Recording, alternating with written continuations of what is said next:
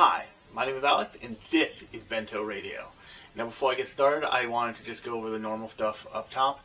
If you super like the show, be sure to subscribe to it wherever you're hearing it or watching it. If you're watching it, that'll be on YouTube. Go down to the box with the words and hit the subscribe button and the notification bell so new episodes drop, which is usually every Thursday around 7 p.m. Eastern American Time. I gotta remember to say that. But because there are international viewers and listeners, so I want to remember to say that. If you're listening to the show, if you can hear me, you can subscribe to the podcast. And subscribing really helps the show. It also makes sure that you get new episodes every week, since once again, these things do come out every week. And if you absolutely love the show and can't get enough of what I'm doing, be sure to check out the show's website, which is always included in the description of an episode or in the general write-up of the show proper on either the YouTube page or the show's page as a podcast in general. And that website is bento-box.ghost.io. Once again, you can click on that anywhere you can find a description of an episode or description of the podcast proper. So definitely go check that out. And now, without further ado, I want to jump into the thing we're going to be talking about this week, and that is a film from pretty recently called Cosmic Princess Kaguya. So I'm going to toss it over to my lovely assistant, I, to give us a quick plot synopsis of this film before I give you my thoughts. So take it away, I. Itsukuyomi is a virtual realm where hopes, dreams, and second chances take shape. For Iroha Sakayori, a 17-year-old high school student in Tokyo, it's an escape from a life stretched thin between classes, exams, and a demanding part-time job. Quiet and hardworking, Iroha unwinds by watching her favorite streamer, Yachio Runami, the charismatic administrator of Tsukuyomi itself. In this online world, users can reinvent themselves, pursue creative passions, and even earn money through games and performances. Iroha becomes a regular visitor, supporting Yachio's streams and competing in battle games to help cover her expenses. Tsukuyomi is a place where effort feels meaningful, and where dreams seem possible. One night, on her walk home, Iroha encounters something impossible, a telephone pole glowing with shimmering, iridescent light. From it emerges a mysterious infant. Unable to leave the child behind, Iroha brings her home, only to witness the baby rapidly grow into a girl the same age as herself. The girl calls herself Kaguya. Confident, impulsive, and utterly self-absorbed, Kaguya insists she is Princess Kaguya of legend. At her urging, Iroha helps her debut as a streamer in Tsukuyomi. With Iroha acting as producer, songwriter, and emotional anchor, and Kaguya captivating audiences with her voice and presence, the two quickly gain popularity and form a deep bond. So, with the synopsis out of the way, I want to talk a little bit about anime movies and kind of the weird landscape they find themselves in right now. Because it's really hard. It's interesting to, I don't want to say hard so much, but I want to say it's interesting to be an animated feature-length production that's not linked explicitly to another property. Because when you make feature-length productions, anime movies, and you link to another property, you get a built-in fan base. Think about the Gundam Hathaway movies, films, of which the second one is finally showing up after years. Which, by the way, if you haven't seen Gundam Hathaway, it's super worth going to see, logging on to Netflix and watching that thing. It is drop-dead gorgeous. It's stunningly gorgeous, but that's neither here nor there. My point is that when you're a big property like Gundam, people show up to watch your movie just because they are Gundam stans. Gundam, they recognize the name. It's much harder to do something like, say, a Your Name or Weathering with You. But even those films have the advantage of being from a place and a studio, that being Makoto Shinkai, and I forget the name of Makoto Shinkai's studio, but from being in that vein of movies. Like, they are from a director and outfit that people know. In that same way, Mamoru Hosoda, the director behind Wolf Children, Mirai, Belle, Summer Wars. Summer Wars is one of my favorite anime films of all time. He has become an institution in himself. Although, currently, his last film, Scarlet, I haven't seen it yet, but from what I've heard, it is not super well reviewed. So that's not even a way to hold it. The best not linked to a previous property, although that's not even always true, anime film thing going is Studio Ghibli. And specifically, not even all of Studio Ghibli, and specifically Hayao Miyazaki. Hayao Miyazaki has a name that will just tell you, this film may be weird, but it will still be good. If you look at, although I'll say, me and Kie, both independently, no, that one wasn't for us.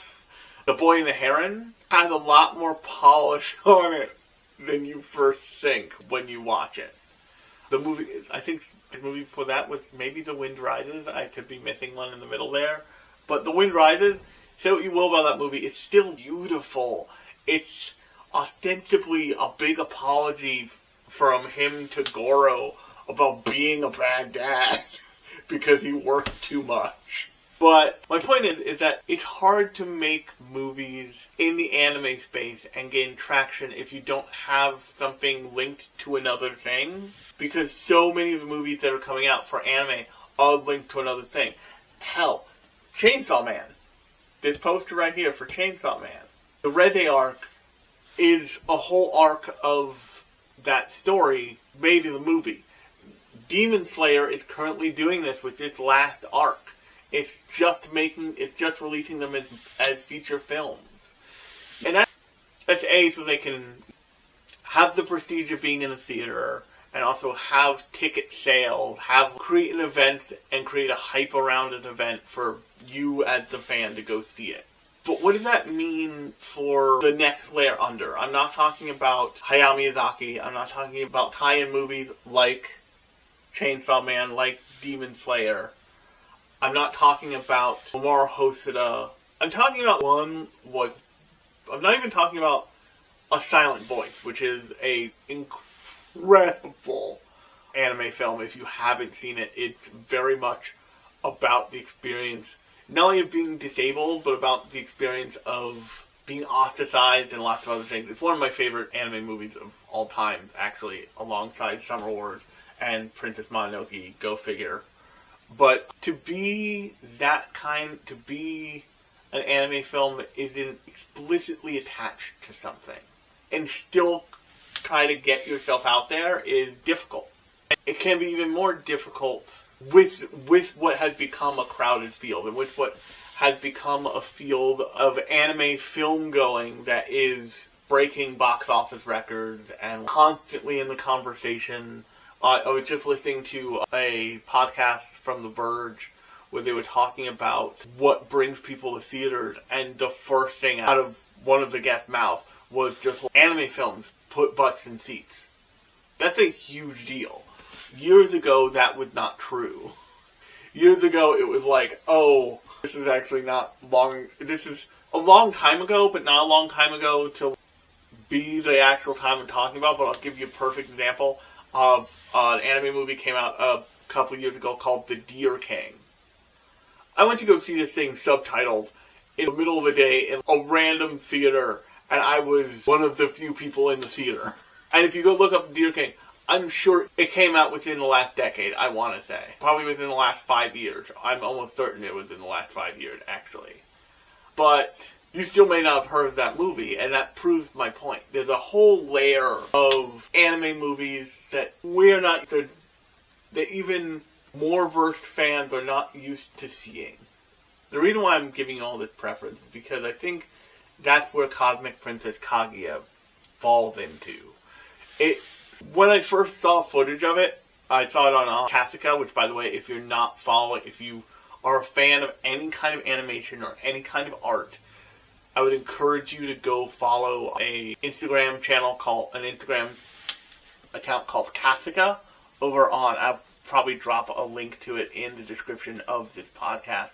But it's a account that is just about animation from all over the world.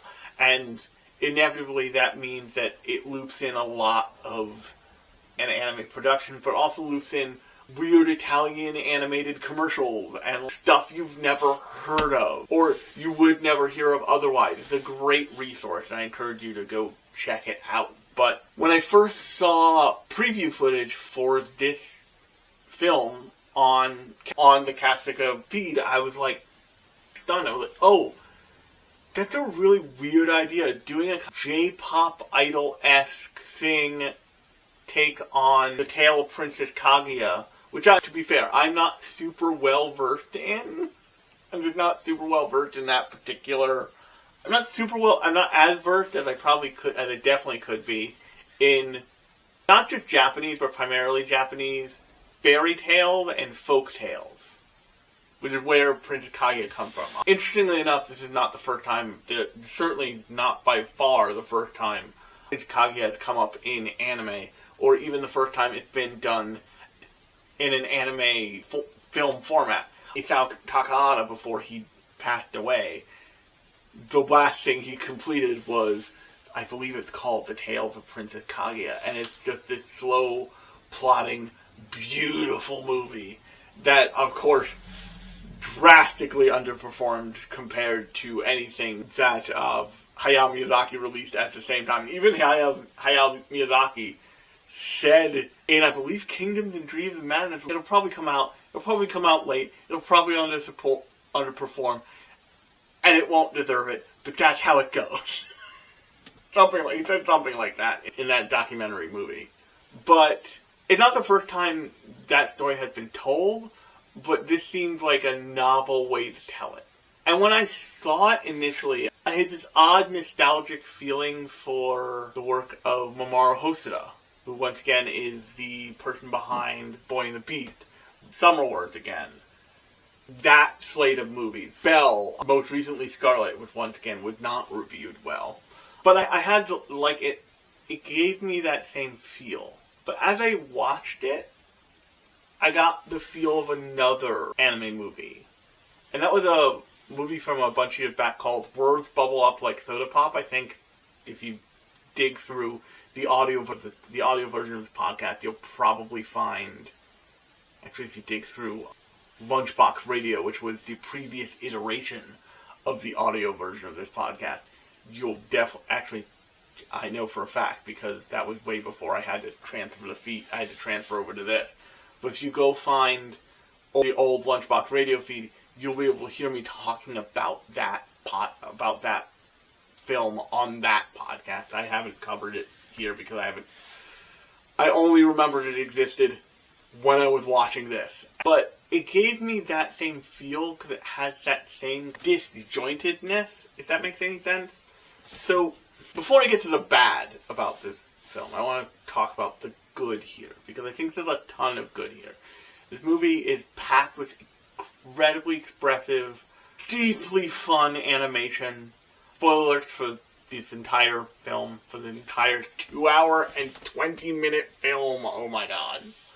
But there's a scene very early on where Iroha, the main character, is walking home from school, and an electric pole begins to glow, and then all of a sudden bamboo handles show up, and it starts to open, and she does everything she can to just not get involved with this bullshit. She's like, nope, closes it, tries to walk away, it starts to open again, she closes it again, starts to walk away faster, and it starts to open faster.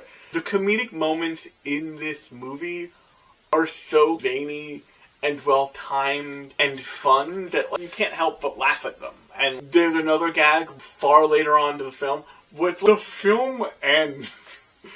There is an ending to this movie, and they cut to the Netflix screen where you're seeing a preview eye catch of a new thing, and it fully convinces you it ends. Fully, I want to say 15 minutes before it actually ends. And you don't know what to do. You double check the runtime, but you don't feel like you need to because the runtime, they complete it with putting the runtime in the box. So you think, oh, whatever. And then it cuts back. It's, nope, not doing this. And so one of the good things is that sense of whimsy and fun and jokiness continues throughout the film, and that's a huge plus. The other huge plus is, this thing is, so, a problem with Hosoda is that he made his stamp on the world with the Digimon movie. With Digimon Our War Game. The quintessential way that a lot of us believed the digital world, the internet, looked as a physical place for decades. It just was created by Mamoru Hosoda in Digimon Our War Games. Just was. And so it's a pretty difficult thing for him to get away from that. If you look at Summer Wars, there's still very much that same vision of the digital world from Digimon, from that first Digimon movie, and then eventually he comes back to it, almost weirdly full circle, in Belle, the film before Scarlet. And I see a lot of influence from Belle in this film, but the kind of fun they have with this, like, with Tsukiyomi, the basically full dive VR MMO RPG world that they build as a mirror world for the real world in this film, is so much more expressive and so much more fun. And so the way I would put this is, the version of the digital world that Hosoda envisions in more in Summer Wars, feels like where the idea for VR chat comes from. It feels like this idea of, what if there was this parallel to the real world that we could all go and hang out in? We could all put our VR headsets on and go and hang out in this parallel, deeply persistent, constant, digital third space. And then in Belle, that gets a little bit more refined, and you see him refine the shape of what that kind of thing could look like, especially since in Belle, by the time Belle comes out, VR chat exists. This Tsukiyomi, the digital world in this film, is for all intents and purposes a East Asian, Japanese take on VR chat. It is, what if VR chat's overarching narrative was not whatever weird internet crap you have in your head that you can figure out how to model, but what if it was all centralized and controlled and one big, massive MMORPG style, like, lobby world, essentially, where you hung out, you occasionally played weird games, and then you also performed and were a virtual idol. And I think that's really interesting. I don't think they did enough with it, but I think it's really interesting. And the visuals of this movie are great.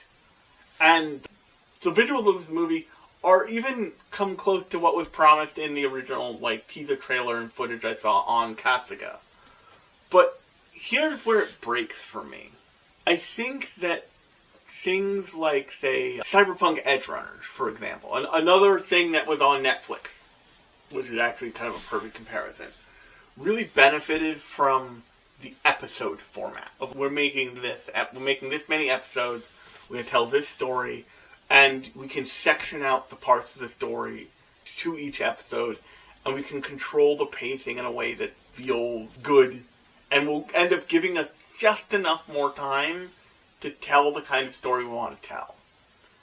I think what keeps a lot of these, otherwise really masterfully made and really beautiful anime films, just on that third level down, and not being able to go up to the second or even the first level of truly recognized and truly beautiful and truly universally acclaimed things, the nature of them being a film means that they don't have raw runtime to tell the full story they want to tell in a way that lets the story set itself up where the emotional payoff, where the emotional climax really works. So, if you look at something like A Silent Voice, which is actually, I'm staring at the poster right now from across my studio, it works because they use the time skip effectively, and they spend a lot of the film building the love story between the male and female lead, and building the relationship, and they take great pains to make it very clear that the main character of that film, I forget the character's name, but the main character of that film feels ostracized because of what he did to the female lead of that film. And they really make you sit with that and sit inside of it, and that makes the emotional core of the film feel real and pull it through and be affecting for the entire film. To a completely different kind of film. You look at Prince Mononoke. I'm looking at my movie poster wall when I'm doing this, by the way. Prince Mononoke, and the relationship between San and Ashitaka, relationship between Ashitaka and Lady of Boshi, and Jigo, and all the characters in there. They spend just enough of the movie on like the quieter, softer moments. You have a whole sequence, you have a whole part of that movie where Ashitaka hanging out with the people in Irontown and getting to know them. And they give you enough parts of each end of the conflicts of that movie for you to feel fulfilled at the end of that film. Like, you feel, if you're not screaming, give it back its head as Jigo tries to steal the head of the forest spirit, unsuccessfully, I might add, you haven't been paying attention. I'm sorry, it's just true in that film. And my point is that you have to know the amount of runtime you have and work with it. Or you have to have such an adept hand at storytelling that you're going to, you know you can pull it off, you're going to pull it off. The reason why I said that this film reminded me of Words Bubble Up Like Soda Pop is that film avoided that by being much smaller, by feeling much smaller. This film can't do that, but in the moments when it felt much smaller, when it felt like a much more personal thing, when they didn't try and touch a bigger deal, it feels good, it feels fun. But they don't give the movie enough room to breathe. They don't give the story enough room to breathe. Not the movie enough room to breathe, but the story enough room to breathe. And as a result, the movie starts to struggle under its own narrative weight. By the last third of this movie, the movie has fully told you, once again, spoilers for the entirety of Cosmic Princess Kaguya. You can go watch it right now on Netflix if you want to. I encourage you to. At the very least, it's a beautiful time. It's an absolutely gorgeous time. But by the last third of that movie, they've happened. And that pretty much makes it clear that it probably won't. By telling you that Kaguya is going to go back to the moon, they're telling you that's not the end of the movie. But that's not the intended end of the movie.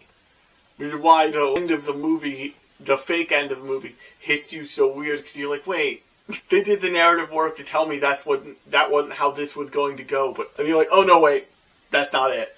But they don't. I watched this movie in 2 sittings, because I've got stuff to do, unfortunately. But I think even in 1 sitting, it's both a long movie, but not long enough to do what it needs to do. Because in order to earn the emotional ask they're trying to get you to do by the last third of this movie, you need to spend more time with the characters. And they don't spend a whole lot of time you don't spend as much time as you would like over a long enough period with Iroha and Kaguya to really care about their relationship and when you're watching it fall apart, at least I didn't feel as strongly. I knew what the movie was doing, but I didn't feel as strongly as I did for David and Lucy, who you spend only 6 episodes, you spend not only the episode count of that show with, I think it's 10 episodes actually, not 6. I forget how many episodes, but it's not a normal amount, is what I'm saying. But it's not like 12 or 24, but by the time you're done with those episodes, you feel like you've spent a lifetime with them, because what they do is they give you Lucy and David for a period of time when they're younger, and then they age them, and then there is a time skip in that show where they give you them in their mid to late 20s, and they're the top dogs kind of thing. And you see them having built a life together, and you see them living something close to a happy life that they then then gets all fucked up. That show does a great job of building the relationships and letting you understand and know the internal connections that I just didn't feel from what they did here. And then at the very end, they dump this entire time travel. They basically they do a 50-50 on the Captain America from Captain America and the Winter Soldier from Disney Plus and a Your Name situation from Your Name in terms of a time travel shenanigans is revealed at the end of this movie, and it just doesn't really fit. It doesn't work as well. And there is a very specific moment earlier on in the film where you're like, oh, that was a thing. That's going to be revealed to be important later on down the line. But we're just going to ignore it right now. Because the thing that a zany sense of humor is actually good for is hiding the true intention, so to speak. You see this in character archetypes all the time, actually. You see this in a perfect example of is Spike Spiegel from Cowboy Bebop. It's really lackadaisical and really funny and really almost cartoonish. But when he knuckles down and gets to it, he will kick your ass every time. You see this in the drunken master characters. But if you apply that to a larger story, to a larger frame of a whole story, you can have these moments, you can have this thing that happens of like, everything's all jokey, haha, fun times, but just beneath that surface, if you're paying attention, there's a tension there. And I just don't think that but you have to have that, and this is why I don't think that this film had, you have to have that balance right. Because it can't what happened here is it didn't exist and then it did. What has to happen is, it exists the whole time, just no one's talking about it. Or that's what it has to feel like. It has to feel like the fact that we're all having a good time, because if we don't, we'd all be having a real bad time. We're all not thinking about the thing we all know to be true. And what I think this film wanted to do was it wanted to give you the tale of Princess Kaguya at the very beginning, which it did do. But then it wanted you to hang out with these characters and laugh and love and have fun and slowly forget about the fact that you were witnessing the tale of Princess Kaguya. That you were witnessing a thing that ends in tragedy. I think it just misses I think it just didn't stick the landing. And like I keep saying, I think it didn't stick the landing because it wasn't given more time. What looks like what they were trying to do was show this rise of these two girls rise through the ranks and become these virtual idols. But there's not enough time to really do that. And have the emotional payoff of, oh, we gained 300 followers, but we also have a really nice lunch. And you get to spend some time with the characters. So much of anime, about animation, not just anime, but animation is about time. When I was in college, the kind of way that the head of the animation department shoehorned his way into making everybody learn about animation was we had to take a class called, this was when I was still an animator in his major. I transferred out pretty quickly after that. I'm not a fan of that particular professor. But he ran this class called 4D. We had a 2D class, we had a 3D class, and then he ran a class called 4D. And the idea behind the class was the fourth dimension in his mind was time. And so much about animation is about getting the time, is about dealing with time. A perfect example that you would know, even if you know nothing about animation other than loving it, is if you've ever watched an animated show of any kind, and the voice gets desynchronized from the visuals, it all breaks. But similarly, there's an amount of time, and there's no right or wrong answer here. It's more of a vibes thing. The amount of time that it takes for you to get connected to characters, and a set of characters, and their circumstances, and all the interpersonal stuff that goes along with all of that. And if you don't get the audience there, correctly before you want or need to do the emotional thing you want to do with the story, it doesn't hold that reality that you've been trying to build for the audience to invest in doesn't hold up. And like I said, there's no particular time, but Iroha and Kaguya in particular. Kaguya is she's so fun and bubbly and great that there's clearly something being stored there. And there was a brief moment later in the movie where you see it for half a second. And that's a little odd, no? That's bad. But you don't but it's not drip fed to you properly, I think is what it is. And I know that this is a really popular show. I know this is a really popular thing right now, and I'm probably going to get tons of shit for saying whatever bad things I'm saying about it. And I don't want to mislead you. This thing is gorgeous. It's tons of fun. The music, I wish Netflix would not give us the original Japanese dubs for stuff. Because I heard there's a performance 20 minutes into the movie, or an hour and 20 minutes into the movie, and I want to hear the original Japanese version of this song, because just the dub version of the song felt off kilter. It also reminded me of Hatsune Miku's The World Is Mine, which was not helping, especially in the beginning. I wanted to be like, well, what's the Japanese version of this? Because it could be very different and very better. And I went to click into it, and I went to click into the audio track, and it just wasn't there. And I was like, really, Netflix? You hobos? And it was before. But that aside, this thing is gorgeous. This thing is no two ways about it. It's really well animated in a way that Hosoda films is really expressive on a dime, and it likes being jokey on a dime. There are little animation cuts in this that remind me of the best, funnest, goofiest parts of Summer Wars, which once again, Summer Wars is one of my favorite animated features of all time, so there you go.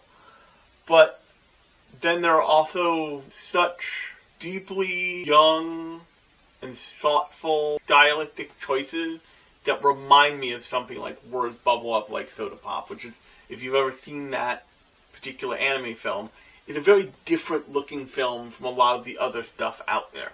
This is also, it's not that there's nothing to compare this to. It is attempting something that other anime films aren't attempting. And I'm not talking about stuff like Gundam Hathaway. I'm talking about stuff like our Hosoda film, a Studio Ghibli film. They're not going for the same kind of aesthetic that Cosmic Princess Kaguya is going for. And I think there's a huge amount to be said for that, because once again, this thing is gorgeous. But I would have loved to see this as a 6-episode run. As multiple episodes where it could be cut and everything didn't need to be quite as tight. Because you look at a Makoto Shinkai film. Take Your Name, for example. Because Your Name is the better version of the two films that are paired of Your Name and Weather Under You. Your Name is a better thing. The way they used montages in that film is to get you past the everyday lifeness, where they had already pulled you through it and showed you the two main characters' daily lives as each other and as themselves. And they gave you all the pieces to play with, and then they just took off running. And they put great music behind it, and just let it be its thing, and let you build, and let that be useful to build the relationship. This doesn't quite do that, because the period of this film where, it's not a long period, but it's a long enough period, where Kaguya is just like a baby. And I think, so my inclination to want to break this into episodes, and have more episodes, is to have more time with Kaguya and Iroha just hanging out and getting to know each other. So, a great touch point for this, I think, is Licorice Recoil, the two main characters for that, they build a relationship with those characters that ultimately pays off in the end. but they spend the time, and they make sure that there's downtime constantly in that film.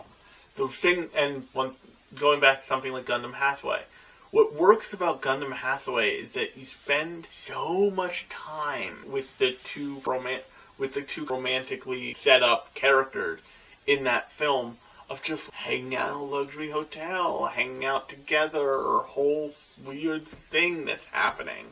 That when the hammer drops on that story, you're like, oh, it feels like there's a weight there. It's important.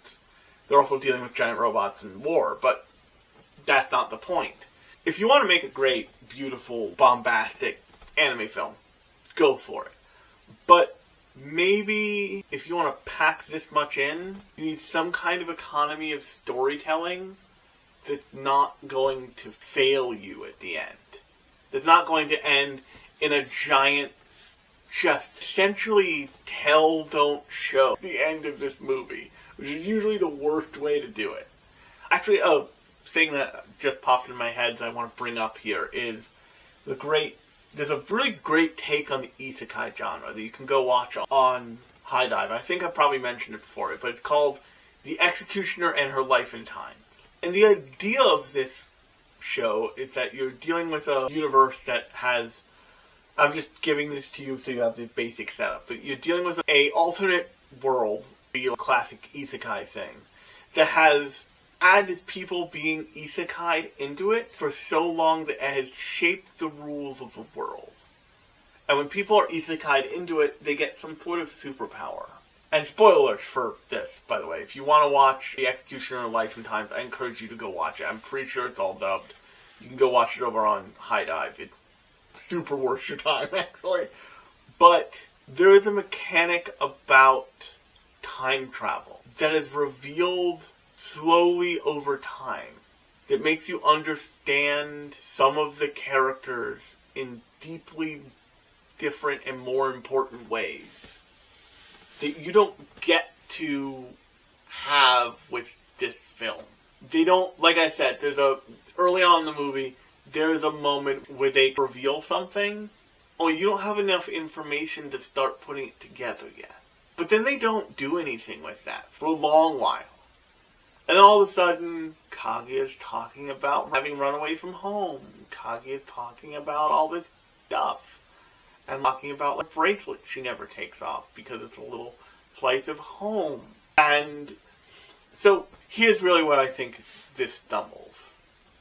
Instead of being a drip feed of that, it is a start of the feed, and then by the time they're ending, and then it's a big dump in the middle, and then a huge jump at the end. There's not little pieces along the way that tell you the story. Where they do a really excellent job of that, actually, is with Iroha's relationship with her mother. They tell you up front that Iroha basically left home because she wasn't getting along with her mother. Eventually you find out that she has a lot of her mother in her when Kaguya comes and Iroha, for a brief moment, just Kaguya's mom in a real way. Iroha is just all of a sudden a teenage girl with a baby. And they give you some bits and pieces. They show you through flashbacks. They show you, instead of telling you, Iroha's backstory over time. And then they have the reveal of a major, not antagonist character, but a major character of challenge in the story, who they introduced in the story, turns out to be Iroha's older brother, who you realize even later than that abandoned her? Iroha's older brother lived with her up to a point, and then said, I just want to go to Tokyo, I just want to do my own thing, and left. And left Iroha with her mother, with their mother, who they don't have a good relationship with, and he knew. So essentially, even if he was a teenager and he was doing it for what you gather to be his own self-preservation, he still left his sister there. He could have taken his sister with him. And she has big weird feelings about that, obviously. I'm sure he does too. They did that kind of thing, where they could have been doing some version of that with Kaguya too.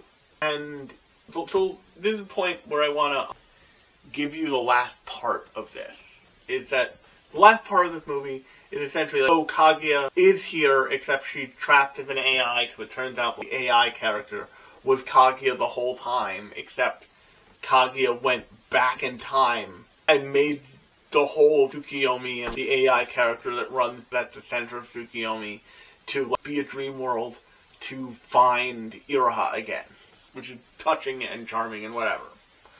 But she's now trapped as an AI character, as an AI construct, and they need to get her out. So all of a sudden, the montage and the end of the movie is about making and giving an AI construct a real body, and all I thought was, oh, this is all those character capsules, all those character live stages that you see. This is about making real waifu. All of a sudden, that's what it is. And it just struck me as odd and funny and weird and poignant, but also blind, because what the movie had done here is it had basically created a frame to make the idea of, oh, you want your AI girlfriend to be a real person. This makes that acceptable. And it's not any movie's job to engage in any of this, but it struck me as like, oh, this is weird. The big thing that people are trying to, like, this is trying to give Annie from Grok a body. This is trying to give your waifu or your husbando a body. A thing that lots of AI companies want to sell you right now. They're also selling that fantasy.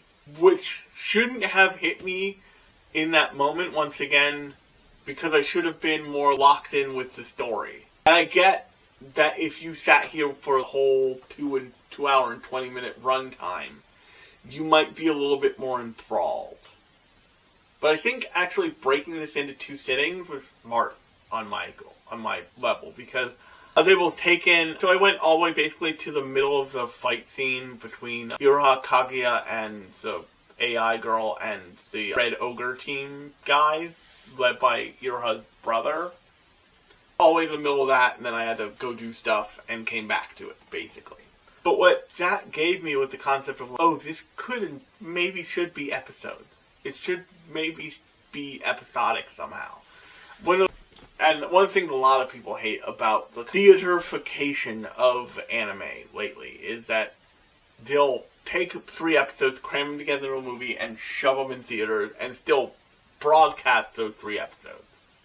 Or in the case of the Demon Slayer Mugen Train film, they'll take a film and they'll break it into 6 episodes and broadcast it as a mini-season. To try and the reason why people hate that is because it is a full financializing, is a full productization of the story and of the art of telling the story and of the thing it's trying to get you to pay with your dollar and your eyeballs twice for the same thing. And there can be a lot of good things that come out of revisiting something over again. Look at the difference between the original Evangelion and the rebuild movies. There's people, I'm sure, have written dissertations about the difference between those things. But in the case of something like Mugen Train, it just feels like a cash grab. It feels like they didn't want to be gone for that long. So they decided to split it into 6 and put it up as a mini episode while they finished up the actual current season at the time. I forget what that was. But in the case of this, the reason why I keep saying it needs to be, I felt like it needed to be a show instead of a movie, is that would give it room to fix all the pacing issues. That would give it room to slow down. Because it could be just as funny and just as cute and just as beautiful, but maybe not feel like it needs to say everything at 900 miles an hour. Maybe make it not feel like it's because that's really what struck me with this movie. That it felt like it was rushing. And if you're a 2-hour movie and you feel like you're rushing, if you're almost 3 hours, if you're a 2 hour and 20 minute movie and it feels like you're rushing to get through your own story, there's something wrong there. And on that note, since this is only a 2-hour movie I'm talking about, that's where I'm actually going to leave it. So, hey, I hope you enjoyed the podcast, and if you did, be sure to subscribe wherever you're listening or watching.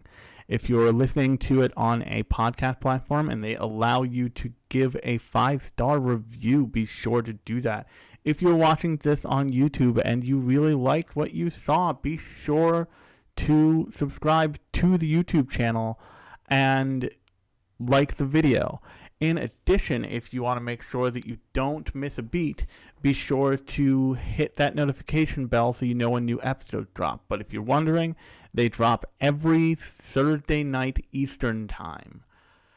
And on that note, if you really love the podcast and you really love what I'm trying to do here, be sure to give the website a look. That website is bento-box.ghost.io.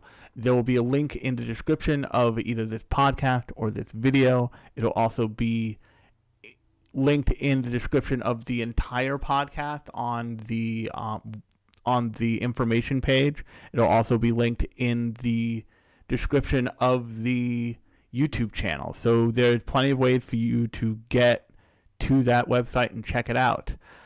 If you want to follow me, my social links are also listed in the footer of that page. So once again, go over there to find that stuff. But I hope you like the episode. I look forward to talking to you next time. But until next time, I have been Alex. This has been Bento Radio, and I'll talk at you later.